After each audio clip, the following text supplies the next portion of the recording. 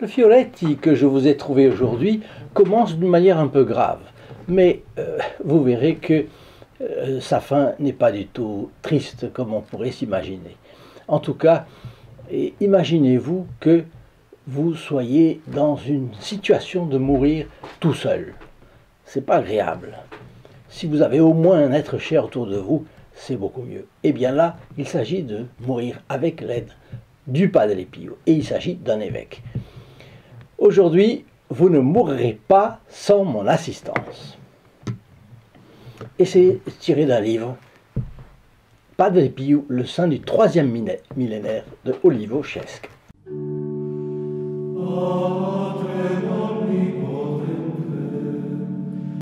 Eh bien, nous nous retrouvons agréablement autour du Padre Pio, comme toujours, puisque se retrouver autour du Padre Pio est toujours un plaisir, un contentement, une joie. Nous voyons aujourd'hui qu'à l'occasion d'une audience privée, en 1921, Monseigneur Ferdinando Daiani, qui était capucin, qui fut plus tard évêque, mais à ce stade-là, en 1921, n'est pas encore évêque, il est vicaire général du diocèse de Salto, en Uruguay. Eh bien, il entendit, à l'occasion de cette audience privée, il entendit le pape Benoît XV faire de grands éloges du Padre Pio. Le pape considérait le capucin comme un de ces personnages providentiels que Dieu envoie parfois dans l'histoire de l'Église pour soutenir la société des hommes. Eh bien, rappelez-vous bien que notre bon Padre Pio, voilà, selon le pape, selon plusieurs papes, selon celui qui l'a canonisé bien entendu aussi, était un des personnages qui dans l'histoire ont soutenu l'Église. Il y en a eu quelques-uns comme cela. Saint Ignace par exemple en son temps. Et bien voilà que le Padre Pio dont vous avez ici la photographie, elle vous est offerte gratuitement si vous ne l'avez déjà, à condition que vous téléphoniez au 08 05 36 08 47 tous les jours de 8h30 à 12h30 et de 13h à 19h, sauf le samedi de 9h à 12h30. Eh bien, vous ne paierez pas la photo, vous ne paierez pas non plus le port, vous paierez simplement, on vous le demandera, un Ave Maria. Un Ave Maria pour celui qui vous l'offre, qui est un des membres du groupe des protégés du Padre Pio que vous pourrez voir en description dans la description de cette vidéo là en bas. Bien. 16 ans plus tard, donc 21 plus 16. 16 ans plus tard, souffrant de graves troubles cardiaques et croyant que sa fin s'approchait, Monseigneur Daiani décida de rentrer en Italie pour finir ses jours auprès de son saint confrère. Oui, il était capucin avant d'être évêque, donc il est encore capucin.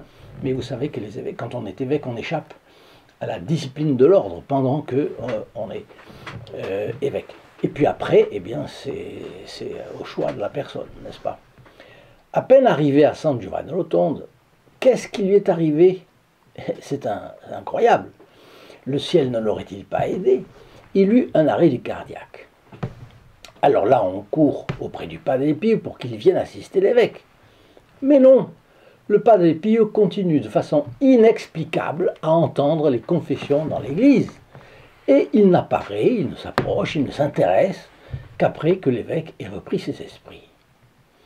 Cet insouciant retard irrita le supérieur du couvent et même le malade. Pourquoi n'avez-vous pas couru à son secours lui a demandé quelqu'un.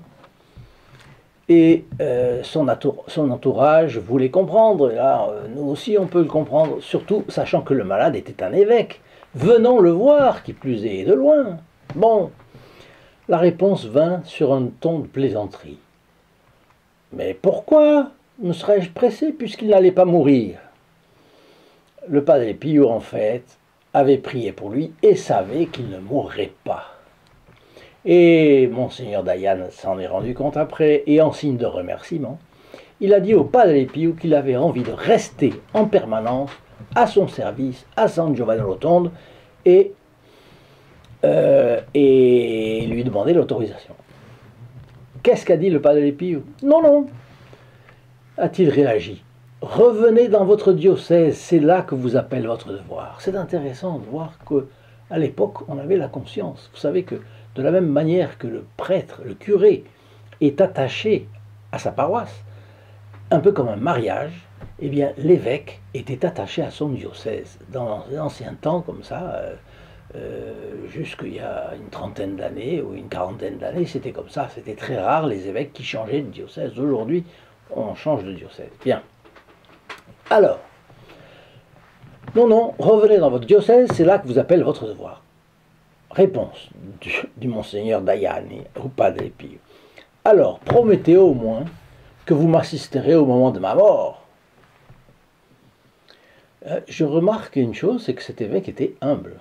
Sa qualité de prince de l'Église, successeur des apôtres, ne l'empêchait pas de reconnaître la supériorité d'un simple capucin, mais qu'il estime plus saint que lui. Ça, c'est pas tout le monde qui ferait ça. Bon, deuxièmement, comme évêque sérieux, il sait que la mort est sérieuse pour tout le monde. Et plus on est haut dans la hiérarchie, évidemment, plus elle est sérieuse, parce que plus les responsabilités sont grandes. Imaginez quelqu'un qui dirige un pays, personne ne lui a demandé, c'est lui qui a choisi, il va être il va être responsable de ce qu'il a fait. Alors c'est le moment, la mort, où on va être confronté à sa conscience, à toutes les fautes de sa vie, où l'on va comparaître devant le Créateur de toutes choses, le Tout-Puissant, celui qui sait toutes choses aussi, et qui, s'il est la miséricorde, est aussi la justice. Il ne faut pas l'oublier, ça. C'est évidemment ce que tout le monde craint, même sans l'avouer, et beaucoup préfèrent somnoler sur le problème plutôt que de l'affronter alors qu'il est encore temps, n'est-ce pas? C'est incroyable. Bon. Et est-ce que nous y pensons suffisamment nous-mêmes? Vous savez que saint Ignace demandait à ses prêtres, tous les jésuites, passer un mois en retraite pour penser aux fins dernières, c'est-à-dire à la mort. Qu'est-ce qu'il y a à la mort? Il y a le ciel, bien sûr, le purgatoire, l'enfer, et puis voilà, la mort, l'agonie, il faut savoir y penser. Bon. Et qui ne souhaite pas être assisté au moment de la mort par un prêtre? Ça va de soi. Mais aussi par notre bon Padre Pio. Pensez-vous. Pensez-vous. Alors soyons dès aujourd'hui un disciple du Padre Pio et rejoignons les protégés du Padre Pio, bien sûr. Alors, promettez au moins que vous m'aiderez au moment de ma mort, lui répondit l'évêque. Padre Pio hésita un peu et finalement acquiesça. C'est convenu, je promets d'y être. Bon, pourquoi est-ce qu'il a hésité? Toujours quand on lui demandait, il pensait, il réfléchissait, parfois il levait les yeux au ciel. En fait, il priait. Il prenait conseil. Et il voyait. Et donc là, il a constaté que le bon Dieu octroyait cette grâce à Monseigneur Daiani. Donc lui, il est esclave de la grâce. Vous savez que Saint Louis Grignon de Montfort, dans son traité de la vraie dévotion, a explicité sa doctrine de l'esclavage à la Sainte Vierge. C'est-à-dire, nous sommes esclaves de Dieu, mais nous pouvons choisir la Sainte Vierge pour être notre intermédiaire. Et elle s'occupe de tout. Esclave ne veut pas dire esclave comme chez les Romains, bien entendu. Mais voilà. Donc, il était esclave de la grâce.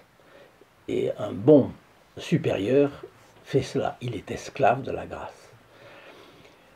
Mais Monseigneur Daiani était-il méfiant ou pas à cause de son expérience des choses? Bref, l'évêque a eu le courage ou la témérité, c'est selon, de demander que cette garantie lui soit donnée par le Padre Pio par écrit. Vous imaginez, vous auriez eu cette audace, vous? Alors, c'est beaucoup d'audace.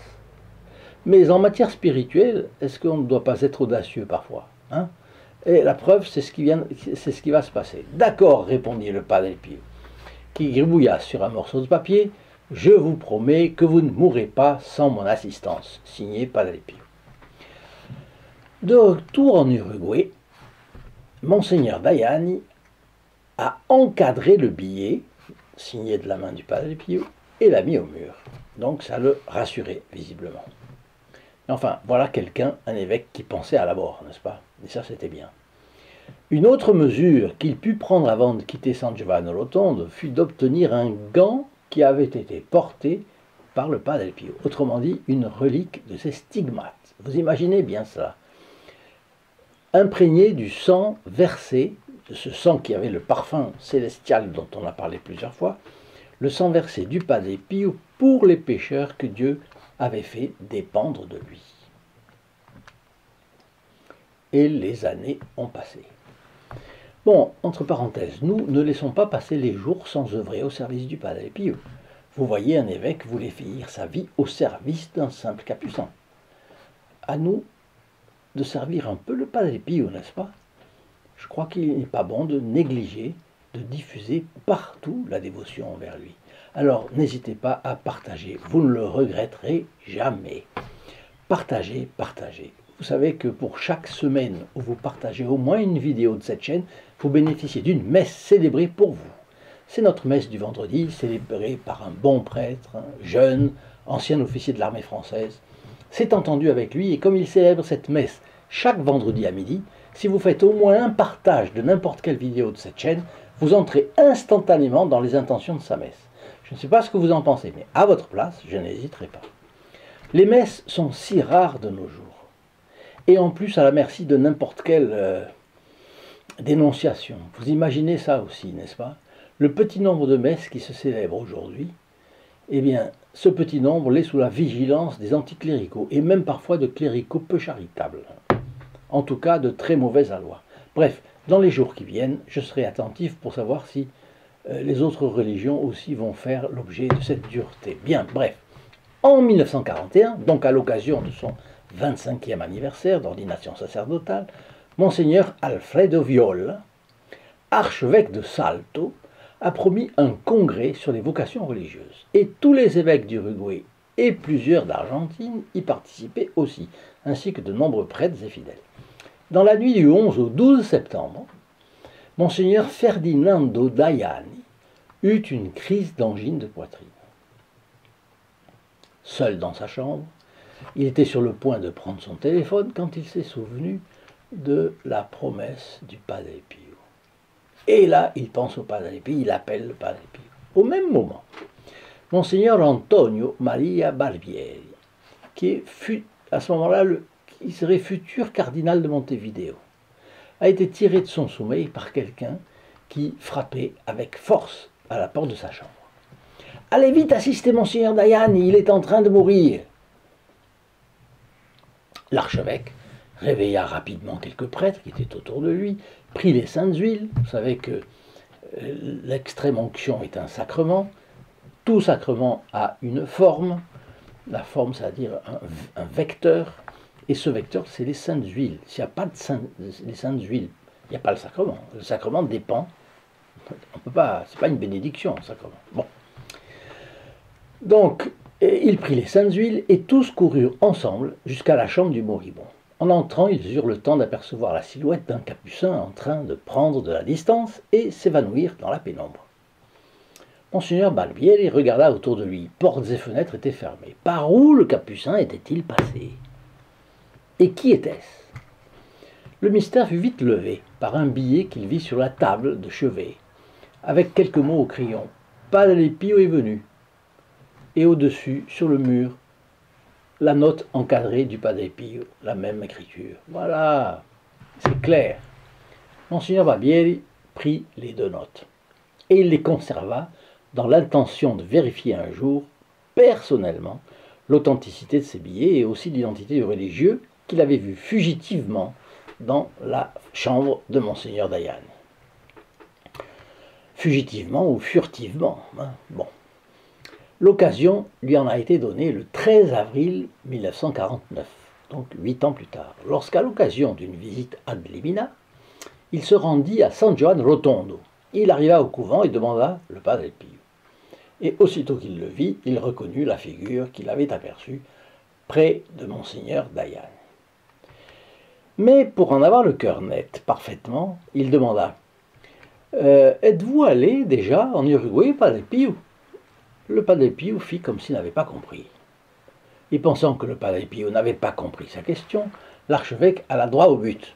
« Je trouve que vous ressemblez au capucin que j'ai vu dans la chambre de Monseigneur Dayani la nuit de sa mort. Était-ce bien vous? Encore une fois, il ne reçut pas de réponse. Alors il ajouta en souriant. Ah, je comprends, Padre Pio, je comprends. Et ce dernier, par une de ces réponses évasives dont il avait le secret quand il ne voulait pas confirmer quelque chose, mais qu'il ne pouvait pas la nier non plus, il a répondu « Ah oui, je vois que votre Excellence a compris. C'est bien, c'est bien. » Qu'est-ce que tout cela signifie? Eh bien, ça signifie d'abord que ce fiolet est attesté par les 2 billets du Padre Pio écrits de sa main, chacun dans un continent, puisque un avait été écrit à San Giovanni Rotondo, l'autre écrit à Salto en Uruguay. Bon. Et conservé par Monseigneur Barbieri. Deuxièmement, un évêque, Monseigneur Barbieri, qui est un futur cardinal et qui ne mentait pas. Bon. Et puis troisièmement, ce fiolet, il confirme la bilocation du Padre Pio. Et puis enfin, il confirme que le Padre Pio voyait tout ce que Dieu lui donnait de voir. Et nous constatons que le Padre Pio n'abandonne jamais personne. Jamais personne. Ayons donc recours à lui, demandons-lui de ne jamais s'éloigner de nous, et surtout, puisque tout homme est mortel, qu'il nous tienne la main le jour de notre mort, avec toutes ses facultés, tous ses dons, et qu'il nous fasse sentir sa protection, qu'il nous fasse voir nos péchés, bien les confesser, dès aujourd'hui. Prions pour qu'il veille sur notre salut éternel, et pourquoi pas, qu'il nous aide à faire beaucoup d'apostolat de sa mission ici-bas, que nous soyons un trait d'union entre lui et les âmes de nombreux pécheurs, que nous puissions l'aider à arracher, dans la petite mesure qui est la nôtre, des âmes aux griffes du diable. Alors je vous demande de partager ces vidéos. N'oubliez pas votre like, s'il vous plaît, ni vos commentaires. Et je vous dis à demain. Au revoir. In nome del Padre, del Figliolo e dello Spirito Santo, e così sia. Sia lodato Gesù e Maria, e